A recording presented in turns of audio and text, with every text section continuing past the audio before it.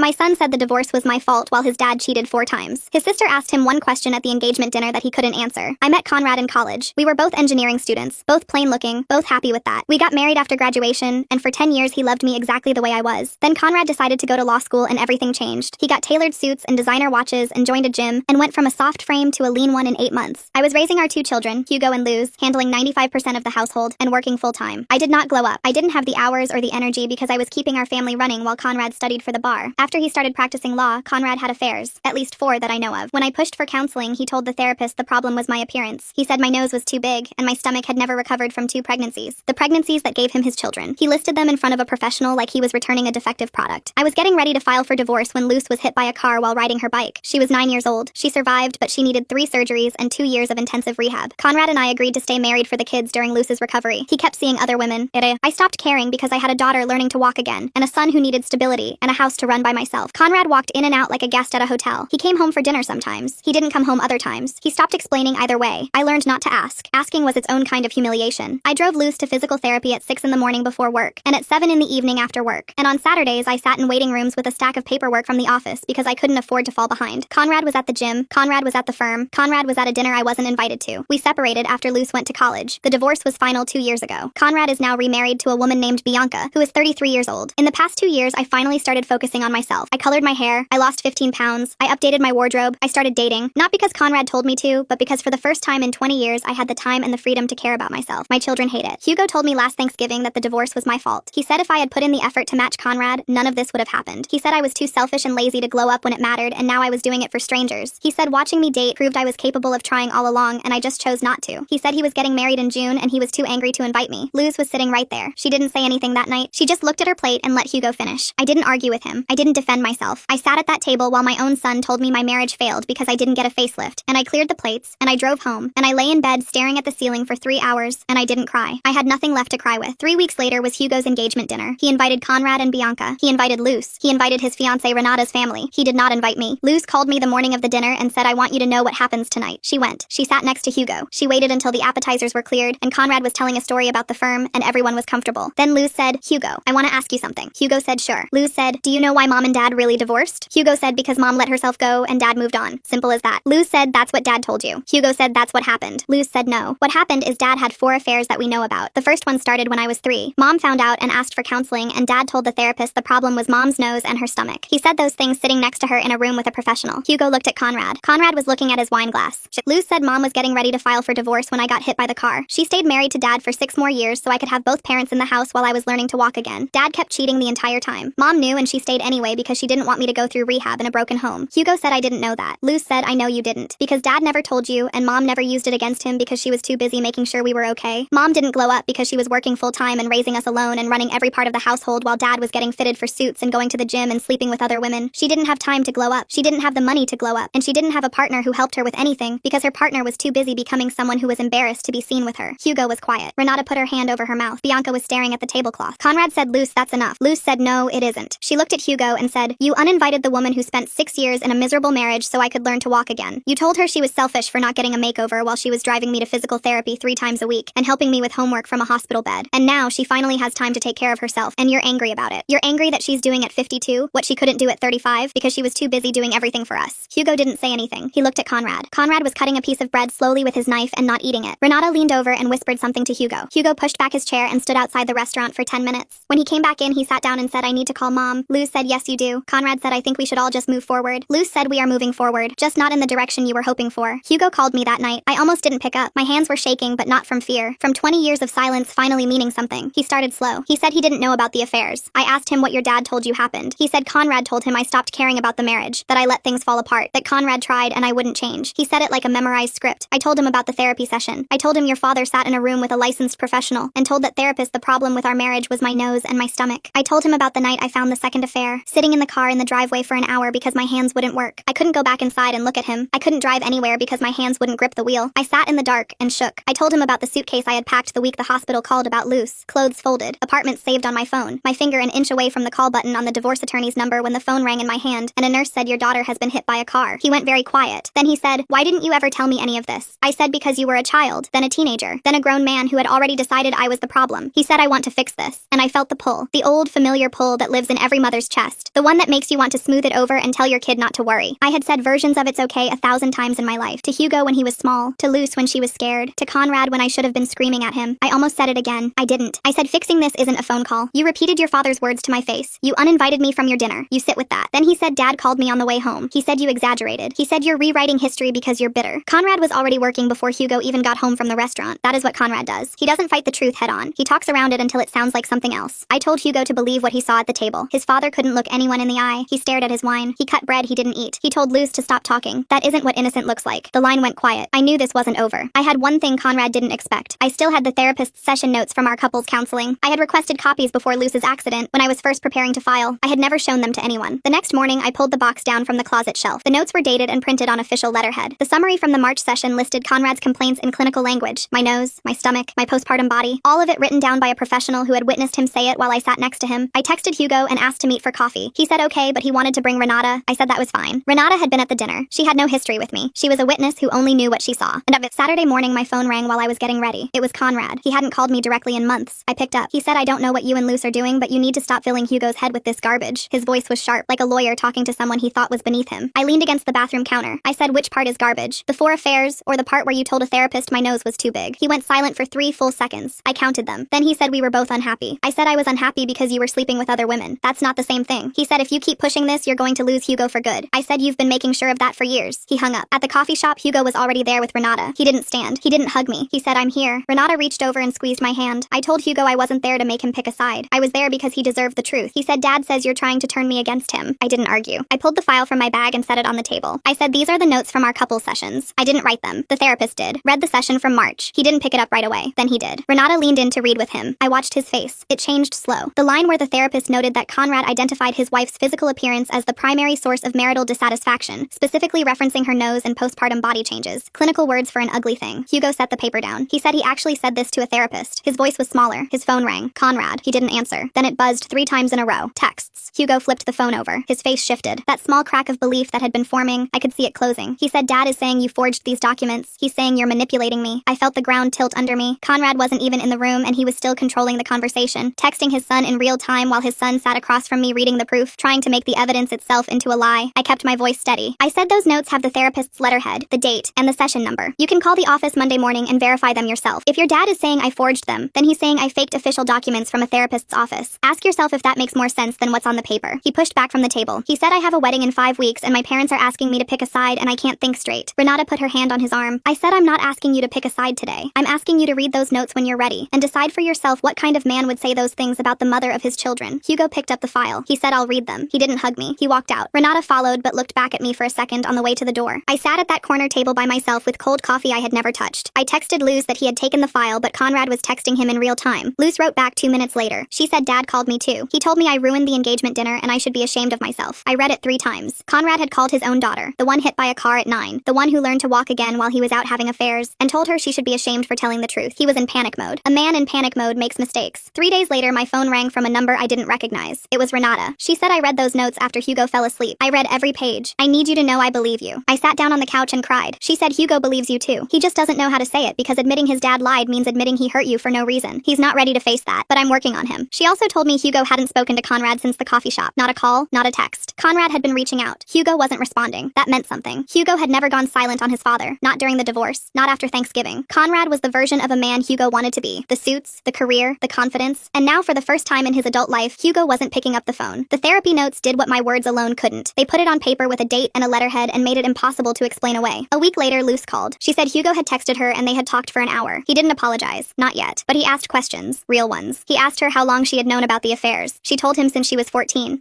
She had found a text on Conrad's phone when he left it on the counter. He asked why she never told him. She said because you worshipped Dad, and I was scared you'd hate me for ruining that. 2 weeks before the wedding, I was making dinner when the doorbell rang. Hugo was on my front porch, alone, with the therapy file in his hand. He came in and sat down at the dining table, the same table where I had helped Luce with homework during rehab when she could barely hold a pencil. He said I called the therapist's office. They confirmed the records are real. Every page. I nodded. He said I called Dad and asked him about the session. Dad said the therapist misunderstood, that he was talking about how stress was affecting both of you physically, that the therapist wrote it down wrong. He looked at me. He said that's a lie, isn't it? I said, what do you think? He said I think Dad has been lying to me for a long time. The room was quiet. Then he asked the harder question. He said, why did you stay married to him after Luce got hurt? I said your sister was 9 years old and learning to walk again. She needed both parents in the house. I made the choice to stay in a marriage that was killing me so my daughter could heal real. And your father kept cheating the entire time I did it. Hugo put his head in his hands. He pressed his palms against his eyes and just sat there. His shoulders were moving. Not crying exactly, but close. Something shaking loose that had been locked down a long time. He said, I told you it was your fault. At Thanksgiving. In front of Luce. I said yes. You did. He said I repeated what Dad told me like it was fact and I never once asked you for your side. I said no, you didn't. He looked at me and his eyes were full. He said, Mom, I'm sorry. 2 years. I had waited 2 years to hear those words from my son. I didn't rush to make him feel better. I let the apology sit in the air between us. I let it have weight. Then I said, I will forgive you because you're my son and I love you. But the way you spoke to me at Thanksgiving, the things you said about my body, those words came from your father's mouth, but they came out of yours. That's something you need to carry. He nodded. He said, I want you at the wedding. I need you there. I said I need to think about it. His face changed. Not angry. Surprised. He hadn't considered that sorry might not flip a switch. I wasn't being cruel. I was being honest. Going to that wedding meant walking into a room with Conrad in it, Bianca in it. I needed to decide if I was ready. Hugo stood up. He said, whatever you decide, I understand. Then he left. I decided to go. Not because Hugo asked, but because I was done hiding. Luce came over the morning of the wedding with a dress bag. She had picked it out herself. A deep green dress. Simple but sharp. I put it on and looked in the mirror, and for the first time in a long time, I didn't see the woman Conrad left. I saw the woman who survived him. When I walked into the reception hall, Hugo crossed the room in 5 seconds. He hugged me in front of everyone. The first time in 2 years he had put his arms around me where other people could see. Conrad was sitting at a table 30 feet away. His face was completely still. The ceremony was beautiful. Renata glowed. Hugo cried during his vows and looked out at the second row and mouthed, thank you. Luce squeezed my fingers. After the ceremony, the photographer set up for family photos. Hugo found me and said, Mom, you're in the first round. Conrad stepped forward and said, I think we should do parents of the groom together. His voice was casual, like a suggestion. I knew the play. He wanted one united family photo, so the version of the story he had told for years stayed intact on camera. Hugo looked at his father and said, we will, but Mom goes first. Conrad's expression flickered. Half a second. I saw it. Bianca put her hand on his arm. The camera flashed with my son's arm around my shoulder and Renata leaning in. I did not look at Conrad. I had spent 20 years looking at Conrad. That was over. At dinner, Hugo stood up and tapped his glass. The room went quiet. He thanked Renata's family. He thanked his friends. Then his voice changed. He said, I want to say something about my mom. I saw Conrad straighten across the room, both hands flat on the table. Hugo said my mom spent most of my life putting everyone ahead of herself. She worked full-time, raised me and my sister mostly alone, and held our family together during the hardest years of our lives. When my sister was hurt, my mom put her entire life on hold so Luce could recover. She drove to physical therapy 3 times a week. She slept in hospital chairs. She did all of it without complaining and without asking for anything in return. He paused. He took a breath. His hand was shaking a little where he was holding the glass. He said, I didn't understand what that cost her until recently. I said some things to my mom that I'm ashamed of. I repeated words that weren't true because I didn't bother to ask her for her side of the story. I won't make that mistake again. He raised his glass. To my mom, the strongest person I know. Glasses lifted around the room. Luce was crying next to me. Renata was crying. I sat very still. Conrad was holding his glass, but he had not raised it. His jaw was tight. Bianca was looking down at the tablecloth. The toast didn't say Conrad's name. Hugo didn't accuse him of anything. He didn't have to. Every person in that room heard the words mostly alone and words that weren't true. They could do the math. Conrad set his glass down without drinking. His son had just stood in a room full of people and quietly chosen his mother's truth over his father's story. After the toast, I needed air. I walked out a side door to a small garden behind the venue. String lights over a stone path. White flowers I didn't know the name of. I closed my eyes and breathed. Then I heard the door open behind me. After 20 years of marriage, you don't forget the sound of someone's footsteps. Conrad stopped a few feet away. He said, you got what you wanted. His voice was flat. I said what I wanted was to be invited to my son's wedding without having to fight for it. He didn't respond right away. Then he said I wasn't a good husband. I looked at him. The man I married when we were both young and plain and happy. The man who changed into someone I didn't recognize and then punished me for not changing with him. The man who cheated on me 4 times and told a therapist my nose was too big and let me raise our children alone while he built a life I wasn't invited into. The man who spent years telling our son the divorce was my fault until our son believed it. In 20 years, this was the closest he had ever come to admitting it. I said, no, you weren't. He nodded. He said I told Hugo what I told him because it was easier than telling him the truth about me. I said I know, because I did know. He didn't poison Hugo against me because he hated me. He did it because the truth about who he was and what he did was so ugly he couldn't stand for his son to see it. Conrad looked at the ground. Then he said, almost softly, like it surprised him, Luce looks just like you did in college. Then he turned and walked back inside. I stayed in the garden. The lights kept swaying. I went home before the cake was cut.